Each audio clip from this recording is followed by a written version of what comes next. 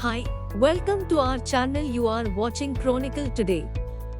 If you are new to our channel, please subscribe or follow our channel. The sun is the star at the center of our solar system. The energy produced by the sun is essential for life on Earth and is a driving force behind the Earth's weather. The sun is 109 times wider than the Earth and 330,000 times as massive. The sun's surface area is 11,990 times that of the Earth's. The distance between the Earth and the sun is an astronomical unit. 1 million Earths could fit inside the sun. A hollow sun would fit around 960,000 spherical Earths. The sun contains 99.86% of the mass in the solar system.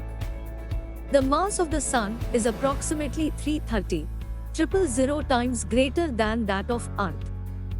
When the sun has burned all its hydrogen, it will continue to burn helium for 130 million more years.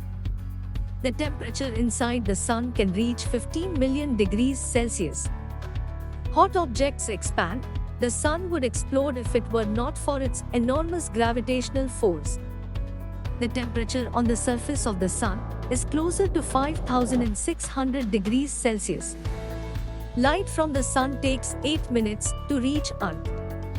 The sun is an average distance of 150 million kilometers from the Earth. The sun is 24,000 to 26,000 light years from the galactic center. It takes the sun 225 to 250 million years to complete an orbit of the center of the Milky Way. The distance from the sun to Earth changes throughout the year. This is because the Earth travels on an elliptical orbit around the sun. At around 4.6 billion years old, the sun has already burned off about half of its store of hydrogen. The sun is currently a type of star known as a yellow dwarf. Magnetic energy released by the sun during magnetic storms causes solar flares.